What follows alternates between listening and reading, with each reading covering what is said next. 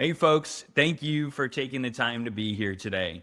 My goal is to help you feel more confident and organized about your financial planning journey. A lot of people that I speak with feel unsure about what they're doing, whether it's the right thing, or if they're missing out on something important. Ultimately, to me, this is about creating clarity without pressure, industry jargon, or leaving you feeling like you're getting some kind of a sales pitch. My intention here is to walk through a really simple framework, real examples, and hopefully leave you with a couple of things that you can take away from this and start implementing immediately. We spend 30 to 45 minutes together on today's webinar, and you walk away with one or two things that you can implement immediately. I'd like to think that's going to be time well spent for you. Most people I meet aren't struggling because they've made bad decisions. They're struggling because life moves quickly and planning gets pushed aside. Take it from the guy who's chasing a toddler and infant around while trying to run a small business. When things become urgent, like retirement, downsizing a home, business transitions, or major tax milestones, options tend to shrink. So whether you're in your 30s, 40s, 50s, or even your 60s, every year of delay is quietly a decision that you're making. So ultimately, what we're talking about today is taking back control before timelines make choices for you. This matters because my belief is most people want to make decisions from a position of strength, not when they're backed into a corner. And so to the extent that you can get started earlier or take a proactive approach to your planning needs, investment decisions, estate plan, tax planning considerations, I think it's important because everybody has a plan until they get punched in the face, right? That's the old Mike Tyson quote. And whether that's a health event, an inheritance, a job change, family dynamics evolve, those are oftentimes triggers, life events that create catalysts to engaging with a professional or feeling like you need to take control of your financial situation. But I wouldn't wait until those events occur to take control of your finances, because to the extent that you can take a proactive posture, it's just going to present more possibilities for you as you navigate your way through life. And it reminds me of another one of my favorite quotes, which is a Warren Buffett, and that's, you can see who's swimming without their shorts on when the tide goes out, right? So whether that's changing winds in the economy, an unexpected job loss, one of those other milestones or events, if you haven't prepared for those events, that's when things get really tricky and options tend to shrink. So even if you're not facing a major life event or a milestone and you're sitting here, I think you're here because you're a lifelong learner and you're trying to sharpen yourself. You're trying to get better educated about what tools and strategies or tactics you should be considering with your own personal finances. And so that's going to put you in a better position to be prepared for when life throws you curveballs, or to have more possibilities and options as you navigate your way through life. So this speaker and author, Sahil Bloom, he's a world-renowned speaker and influencer that I've enjoyed following over the years. And he wrote this book called The 5 Types of Wealth. And that's something that really resonates with me on a personal and a professional level. Because here at Anchorpointe, we believe that there's more to wealth than a number on a personal financial statement. We oftentimes like to call it the three-legged stool. And the three-legged stool is there's financial wealth, there's your physical health, and then there's your social wealth, which is your relationships. And to us, it's really important to maintain balance across those different components of life. And so while wealth is the ability to choose maybe how you spend your time, how you support other people or causes that you're passionate about, or how you choose to live your next chapter, those are the types of lenses that we're trying to look through when we engage with folks on their financial planning journey. So when we're talking about retirement, it's not necessarily the goal of hitting a magical savings number. It's about building and having the ability to live a life on your terms without stress. The book itself, I do really like it. And he's even got a calculator, a quiz out there that you can go and do and just take inventory of where you think that you're at. And what we find oftentimes is that there's seasons of life. So there's seasons of life where maybe you're struggling financially because life is full. Maybe you're chasing little kids around. You've got daycare costs. Maybe there's another season of life when you're in your 40s and 50s and you're in your peak career. years. So your earnings potential is great. Maybe through chasing kids around and chasing your career, maybe some of your social relationships have gone to the side. And then oftentimes what we see is when folks take that step over the fence into retirement, they have more time to invest. And that's where we find that they're investing their time back into relationships, back into their health, and back into oftentimes causes that they're passionate about. And so that's where I think we see a lot of times charitable inclinations come to life. I love this book. This is something that I would certainly encourage anybody who may be interested in this concept to go out and purchase or read. And I like it so much that when we're working with new clients, this is actually something that we gift to folks when they're working with us as well, because we think it's an important foundation for not just how to approach finances, but how to approach life. Most people that we see already have a lot of the right tools or pieces of the puzzle: retirement accounts, savings, investments, insurance, and sometimes an estate plan. The challenge is that these are pieces of the puzzle. And oftentimes what we see is that folks who've been navigating this journey on their own don't understand what the mosaic is that they're looking to create through the pieces of the puzzle that they've identified.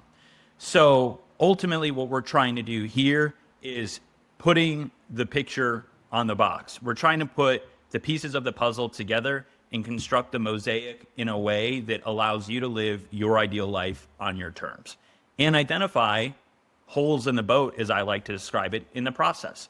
So even though you may already be making good choices and know some of the different pieces of the puzzle, oftentimes what we see is that whether it's a tax planning strategy or a risk management, an insurance strategy, or an estate strategy that needs to be addressed, those are what we like to refer to oftentimes as the holes in the boat. And that's where we like to plug those holes as we go through the planning journey together. Oftentimes we'll see restricted stock vest. We'll see bonuses get paid out.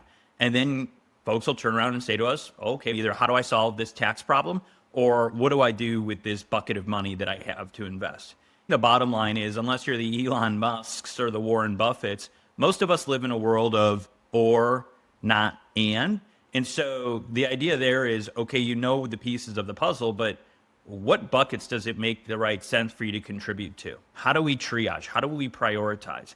And so I think that's a common obstacle that we help people navigate through. When you get to the, I'm just going to call it the pre-retiree stage. So if you're within 5 to 10 years of retirement, we're thinking about risk a lot differently at that stage. We're also thinking about tax planning very intentionally. And I think right now we're in a season where folks thought maybe wrapping up work by 55 or 60 was the ideal timeline for them.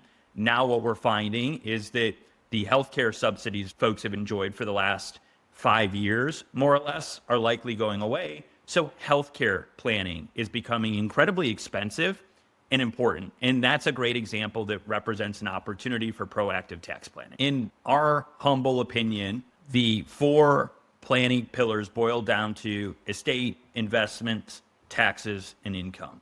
So really, I think from our perspective, cash flow is king, okay? Regardless of your stage of life, because cash flow is going to dictate your ability to save earlier in your career. It's also going to dictate your ability to cover tax liabilities throughout your career.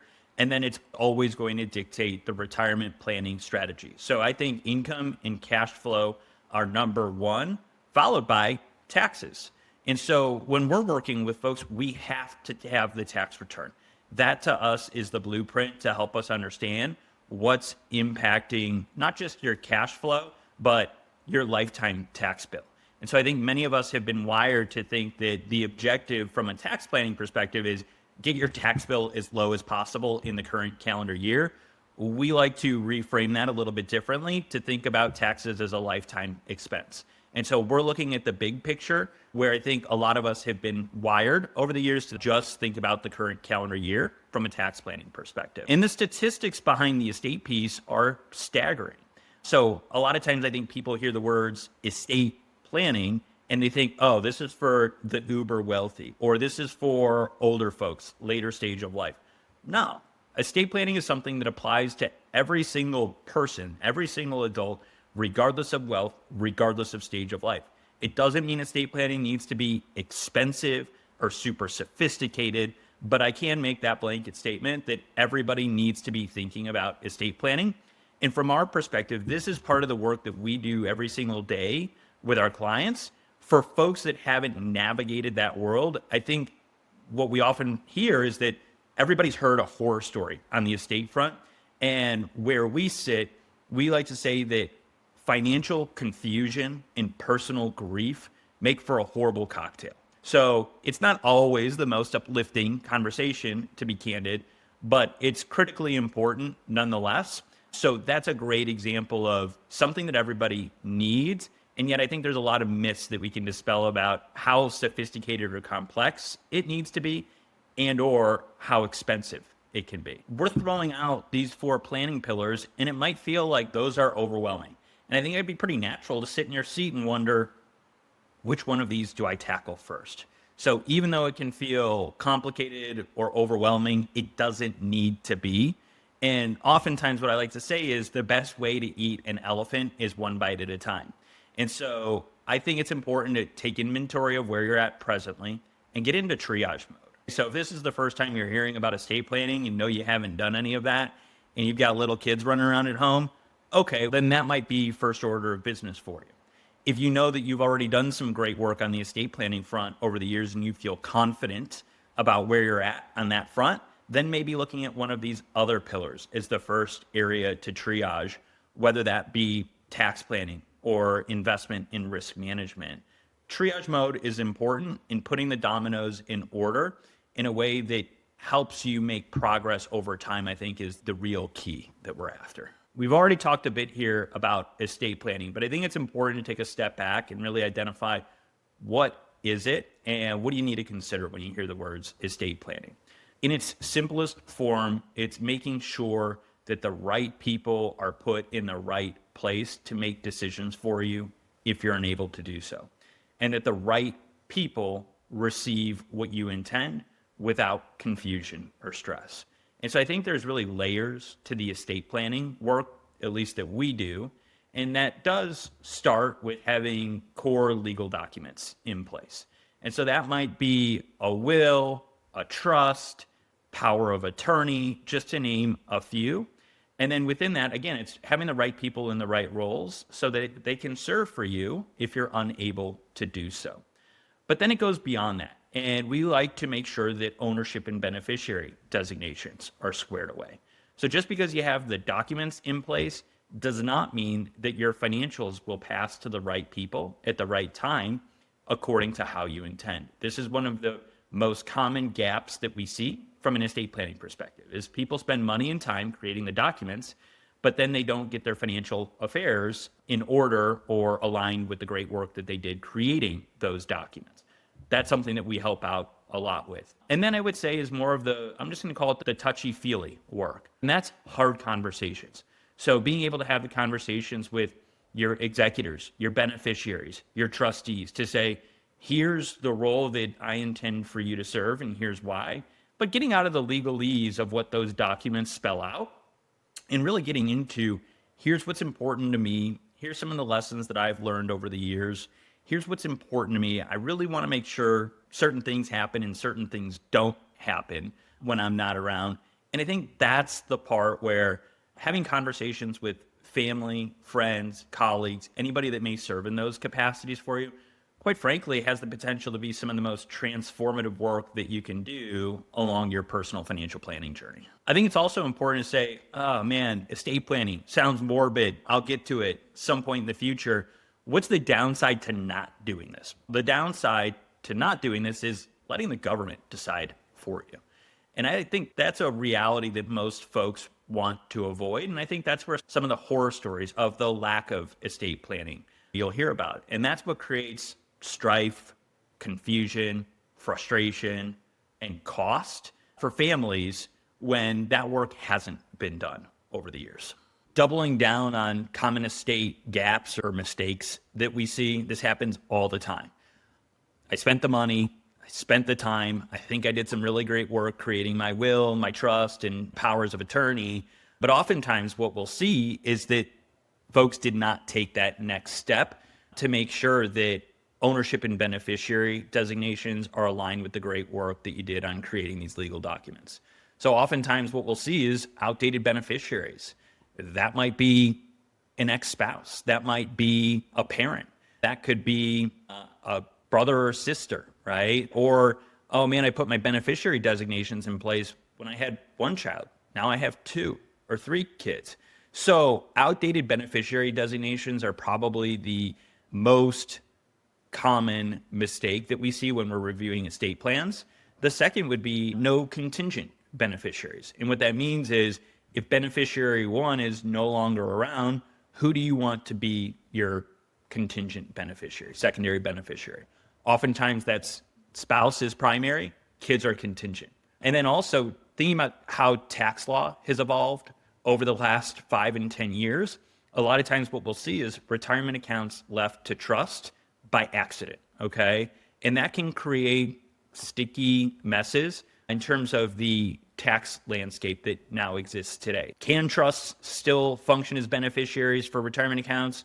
Yes, it's just gotten harder and trickier with the current tax law to do that. And then finally, I would add that assets that skip the will, they could potentially create family conflict. So if you think, well, I've got this trust or I've got this will that I put in place, but you have an outdated beneficiary in place on an account, guess what? That account is going to bypass the will and it's going to follow the beneficiary designation that you put in place. And so from our perspective, that's something that we want to review anytime there's a major life event, 1, or 2, just periodically. So that's something that we're doing with folks every 3 years, and that's probably an appropriate cadence for you to do so as well. One of the planning pillars, investments. We like to say that's the jet fuel for the journey. And we like to describe creating a financial plan like building your lock and then aligning the investment strategy as designing the key for your lock. And so something that we'll see is you think about what's taken place in the markets over the last 15 years, markets have done really well. So oftentimes what we'll see is that people don't necessarily have an investment problem, but they don't understand what purpose those investments serve. And so sometimes we'll engage with folks who are just looking for an investment management. That's not where we feel like we're best suited to serve, because we feel like we need to do the financial planning piece on better understanding what makes people tick, where do they want to go in their financial journey, and when. And once we have all of that mapped out, we can back into the right investment tools, the right jet fuel for the journey. And because managing investments without understanding goals, purpose, or motivation for those investment strategies, to us, that's like managing investments with a blindfold on. So I think it's really important to understand not just your total portfolio allocation. Am I conservative? Am I aggressive? What do those words really even mean? Where should you be conservative? Where should you be aggressive? What are the implications behind all of that from a tax perspective? Really good example could be, hey, I've got an after-tax brokerage account, but I know I need to do some home renovation projects in the next 5 or 10 years. Okay, we might want to be more conservative on an account like that than by contrast to your Roth account. So if you've got a Roth retirement account, that's where we're always, I would go as far as say always, being most aggressive, because you've already paid tax on the money that you've put into that account. So we want to get the most tax-free growth for the future inside of an account like that. So I think it's really important to understand the timeline, the needs, and the objectives, and make sure that you're running your own race, right? Not aligning your investment strategy with what your neighbor, friend, or colleague is doing. It's about aligning an investment strategy that's going to put you on track to accomplish what you want and when. An observation that we'll find a lot of times is people, I don't want to say don't understand risk, but they overlook risk. And I think it's easy to get caught up on the water cooler talk of, I bought Apple at $50 a share, or I bought NVIDIA 10 years ago, or I bought Bitcoin 5 and 10 years. Okay, great. So you've likely gotten a good return on that investment over time, but not really understanding where does that fit in your portfolio and why. And then also what's really important from our perspective is to address concentration risk. So whether that's you own a small business or you've been compensated through employer stock over the years and never really understood how to get out of that stock or didn't know how to navigate the tax implications behind employer stock, that can have the unintended consequence of too much concentration in any one particular investment. And so, yes, it can build wealth and fortunes over time, but can also destroy them if you're not properly managing the risk. So whether you're accumulating that through restricted stock or stock options, there's different tax implications behind how you're compensated with those stocks, or even if you just went out and bought it on your own. So don't think of diversification as being disloyal to an employer, maybe who's helped you accumulate and amass that wealth over time. It's really a matter of prudent risk management and creating the right alignment so that your investment strategy is helping you accomplish what you want on the timeline that you need and not taking undue risk in the process. It's good to even thinking about what are the different strategies I might consider if I have a concentrated stock position. Let's say you've got $250,000, $500,000 in any one particular investment. Maybe it's more than that. There's a few strategies that we'll commonly look to. So especially for folks who are charitably inclined, using a tool like a donor advised fund could be a great tax tool for you. Maybe you're charitably inclined, but you're also getting close to the point of retirement and now you need income off of your portfolio. That's where killing two birds with one stone and using a tool like a charitable remainder trust. That has the ability to accomplish potentially what you need from a tax planning perspective, estate planning perspective, but also an income planning perspective. That has multiple benefits to it on a strategy like that. Thinking about, is it the right time to sell or get out of a concentrated stock? You could use strategies like a covered call strategy where you can generate income on a position today, but also put a marker in place to say, I'm willing to exit if the stock climbs another 10 to 20%. So those are just a couple examples of different strategies that you could potentially use to address some of that concentration risk that you may have in any one particular company. I'll even add a fourth, which is you may have a concentrated stock position. You're buying a second home. You're putting your kid through school. You need to go purchase a new vehicle. But maybe there's a tax hit if you need to get out of that position.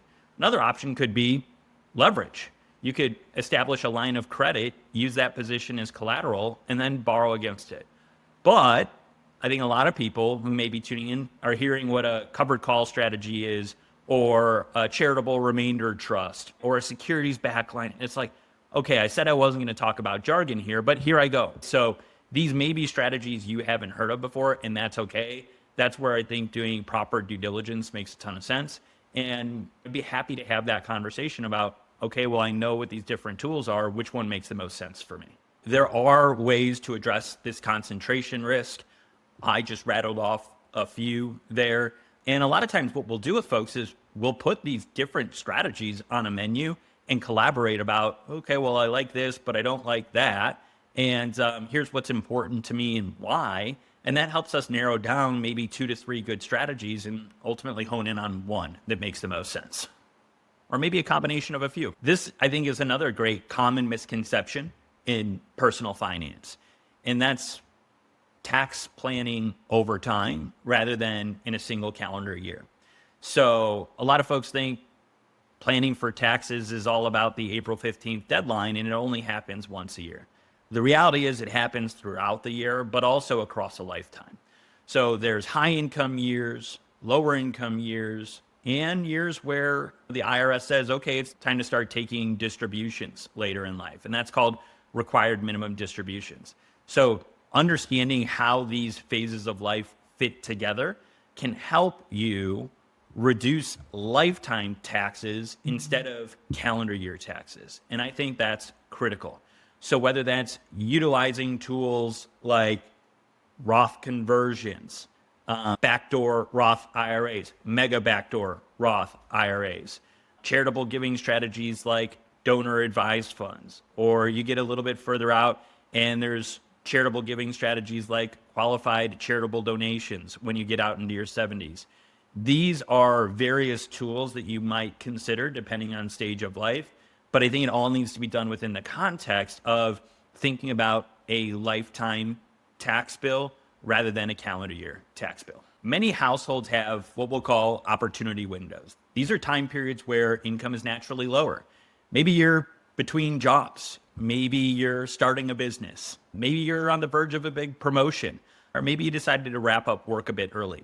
These windows can be ideal for strategic planning moves like Roth conversions, asset location strategies, meaning where do I put certain types of investments in when, or thinking about tax loss harvesting opportunities.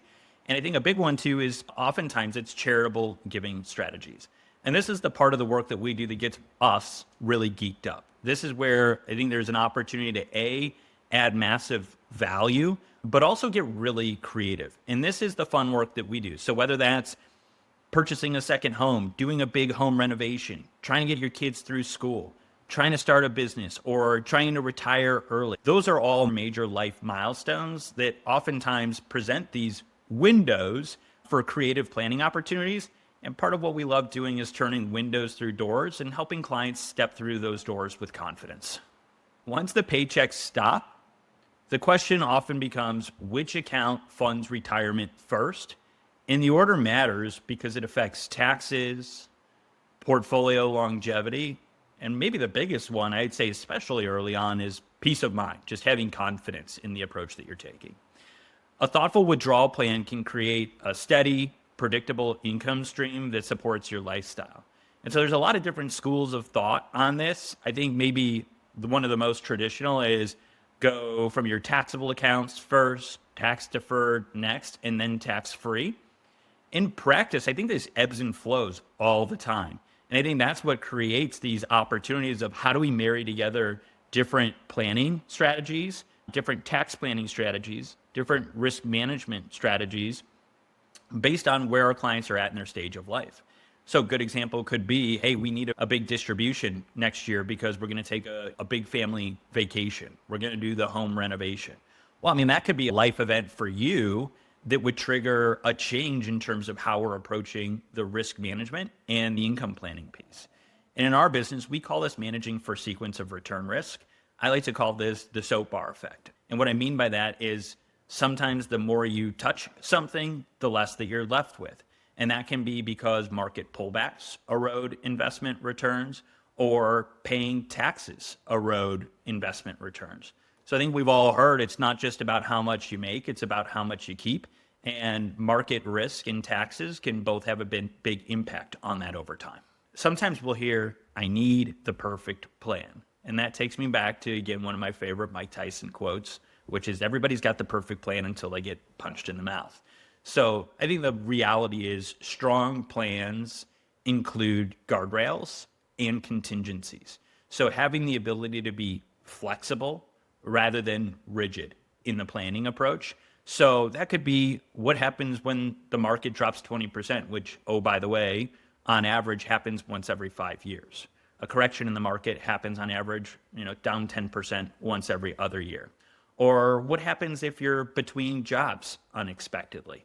How are you going to react? How are you going to build those contingencies into your personal financial situation? So I think that's where it's really important to understand needs versus wants in terms of cash flow, but then also important to build the flexibility into the investment strategy and the tax strategy. So you have contingencies in place when either you need to turn up or dial down spending and lifestyle needs. Just as it relates to guardrails and what we'll call decision benchmarks, we're not market timers by any means. That's just not part of our core investment philosophy. And yet here we are, we're heading into 2026. It's been a good couple of years in the markets. So if you were thinking about that big family trip, some seed money for your kids to have a down payment on a home, it can be an opportune time to quote unquote take some winnings off of the table and do something that maybe you've been putting on hold for a while. Conversely, go back to a year like 2022. Stock market and bond markets were both down pretty big, mid double digits in that calendar year. If you were thinking about some of those bigger ticket expenses at that time, that might be where the guardrails are testing you to tighten the belt a little bit. So I think there's seasons for dialing up and seasons for dialing down big ticket expenses and planning needs. Guardrails are a good approach to have because the reality is life happens. Okay, so life is not linear. If there's anything that I've learned in my personal and professional career, is that life is not linear. So sometimes life happens to you, and sometimes there's things that you want to do throughout life. And so knowing when is it the time to take risk or when is it the time to maybe tighten the belt a bit, I think is really important. That's part of why the planning journey is not static. It's not an old school map quest of take a snapshot today based on current income and expense assumptions in a statement of net worth. The reality is life is a modern day GPS system. So it evolves based on how your goals shift, but also the markets and economic environment and tax and regulatory environment. All of that stuff evolves around us in real time as well. So guardrails and benchmarking are crucial in the financial planning process. To me, that's all about building in margin of safety and flexibility rather than rigid numbers and set it and forget it type approaches. A good example could be is when the market drops, what do? That could be a good time to rebalance your portfolio. It could be a good time to do tax loss harvesting inside of brokerage account. It could be a good time to do Roth conversions, converting money from IRA type dollars into Roth dollars. So I think the idea here is really that when the markets deal you lemons, look at strategic planning opportunities to create lemonade. And so those are just a few examples there. Another one could be is maybe there's variability to your income and you're still in your working years, right? So maybe the bonus came in a bit lighter this year. Maybe there was an unexpected job change and you're out of work for a few months.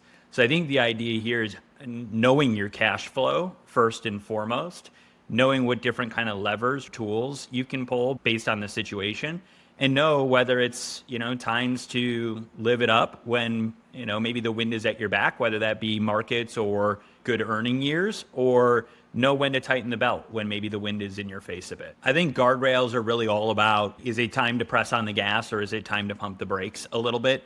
And some of the best and most engaging work that we do with our clients is operating from a position of strength and going on offense, right? So again, if markets have been favorable, or if it's a good income year for you, or if your expenses have dropped significantly, maybe you were thinking about starting that business, purchasing that new vehicle or that vacation home. And so being able to have a plan that adjusts with you and knowing the outer edges of your guardrails is the key flexibility that can help build confidence to identify, is this the right time to jump in, or is it the right time to step back and get into more of a defensive posture a bit? A couple of good examples, I think just even recently have been helping clients work through sabbaticals, actually taking a break from work because they're just feeling burnt out. Helping other clients allocate to home improvement projects or big ticket spending for next year. And knowing that we've had great years in the markets in 23, 24, and 25, what happened to the Kansas City Chiefs last year when they tried to three-peat in the Super Bowl? That didn't work out so well. So I think that's a good example where we can operate from a position of strength, maybe take some of our winnings off of the table, harvest some fruit off of the tree from the investment portfolio, and get into more of a defensive posture, but doing it again from a position of strength. Talking about some examples, case studies are really important.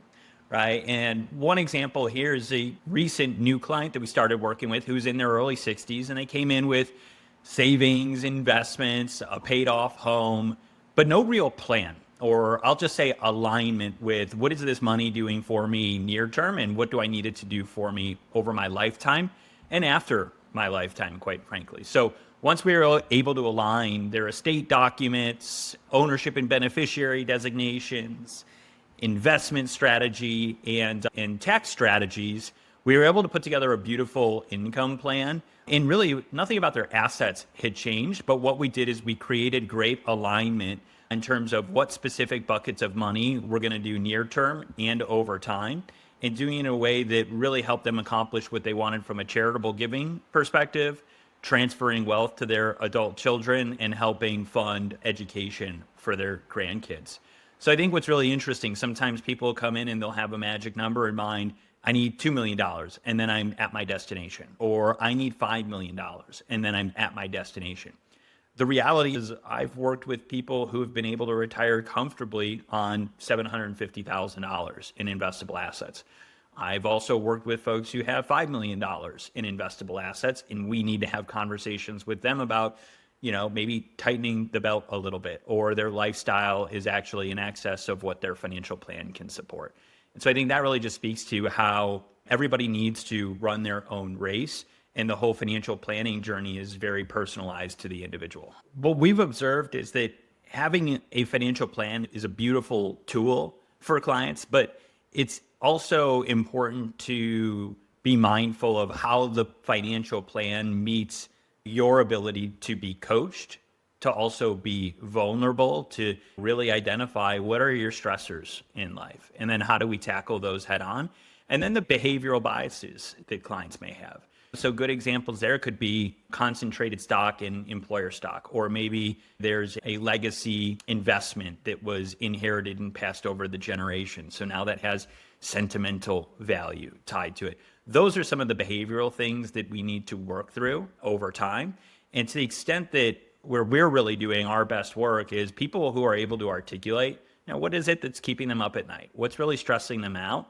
And then being open to coaching and attacking those problems. And I think that's where beautiful work can be done, in not just having the financial plan, but being in a posture to actually take action to implement and improve those plans over time. In our experience, one of the important questions I always like to ask folks is, what does a successful relationship with a financial advisor look like to you?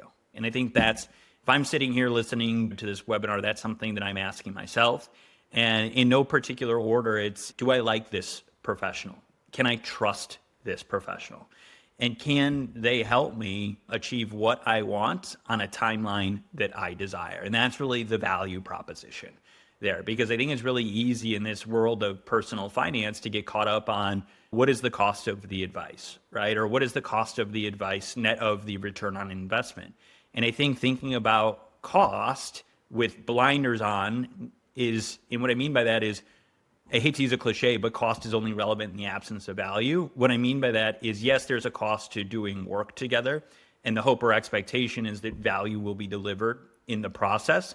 But I think it's just as important to ask yourself, if you're sitting there thinking, gosh, I've got a financial professional, but we don't click, or he or she doesn't really understand what I'm trying to accomplish, versus I've never worked with a financial planner or professional before. What should I expect when working with that financial professional?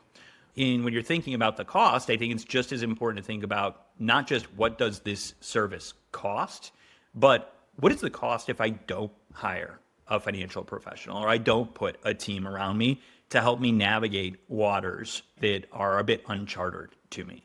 That could be the risk of never heard of or talked about estate planning, for example, or I really don't understand insurance planning. That could be the end result of sailing a boat with holes in it that you didn't even know that existed. So my hope was that if you spent the 30 or 45 minutes to be with me on this webinar, that you could walk away with good questions to ask yourself, to ask me directly, or to ask your existing financial professional. That's part of what I was looking to accomplish in our time together, but also give you tactical strategies or actions that you could take immediately following this webinar. A couple of quick things that you could do to maybe plug some holes in your own boat would be checking your beneficiary designations on all accounts. My wife's 401k provider migrated earlier, and we were getting into open enrollment season. I logged into her 401k only to find that my own wife did not have beneficiary designations on her 401k. This happens, unfortunately, all too often. I think that's a quick, actionable step you could take, is to make sure that all of your investments in property have proper ownership and beneficiary designations in place. That should take you, maybe 15 to 30 minutes. Also, to pull your last tax return and take a look at that, and then also see how that's trended maybe over the last handful of years. Being mindful of not just the marginal brackets and where those all fall, but what is your average or effective tax rate? So there's some quick math that can be done there to figure out what that is, and that can help you get a sense of, is that trending up, is that stable, or has that trended down over time?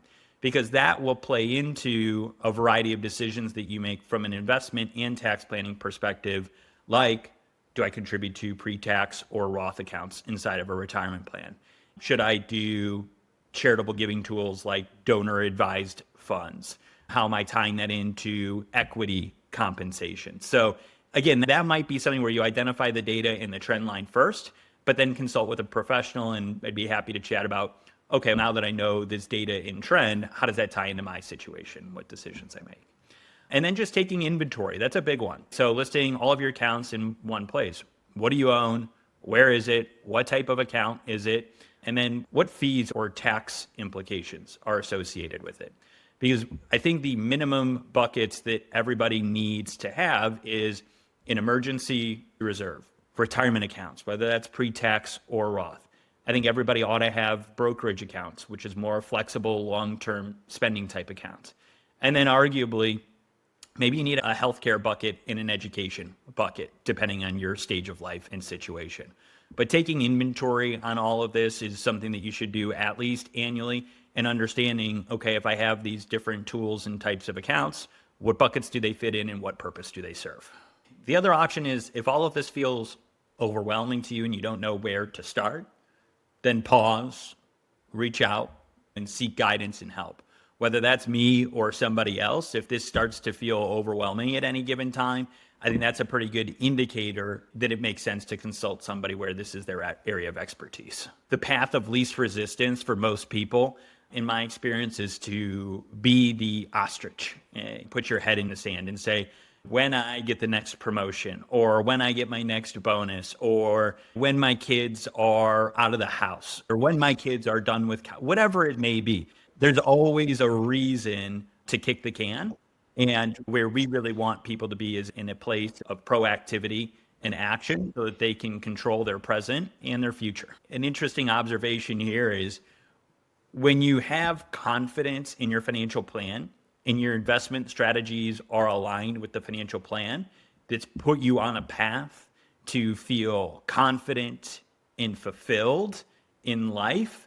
I think that the ultimate result of that is not feeling the need to talk to a coworker over lunch about investment strategies, or not needing to talk to a neighbor about, I bought this, I sold that, or not needing to talk to somebody at the country club about, what investment return you got, right? Because that's where, again, I think it's really important to run your own race, because all of the investments, savings rates, tools, risk management that gets put in place, it's ultimately all about you, and it has nothing to do with the person sitting next to you. So listen, if what we covered today feels like the right approach, but you're not sure where to get started, or okay, maybe I've identified pieces of the puzzle, retirement accounts, education accounts, some different tax planning strategies, but you're not sure on how to put all of those pieces of the puzzle together, I'd love to connect for a good fit call. Just a brief conversation to help determine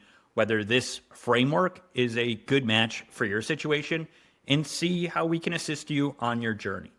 So there's really no pressure, no obligation. Would love to just touch base, learn about your situation, and offer clarity where I can. Oh, and before I forget, when I put together presentations like this, I know that for the folks that take the time to tune in and listen, the next step is to turn to Google or ChatGPT to say, I need a resource for X, Y, and Z. Fortunately, that's why we put together this retirement starter pack, just to help you get out of the gates. So it's designed, these are checklists and templates designed to help you take inventory of your present financial situation and get into triage mode and identify, what is it that I need to tackle first?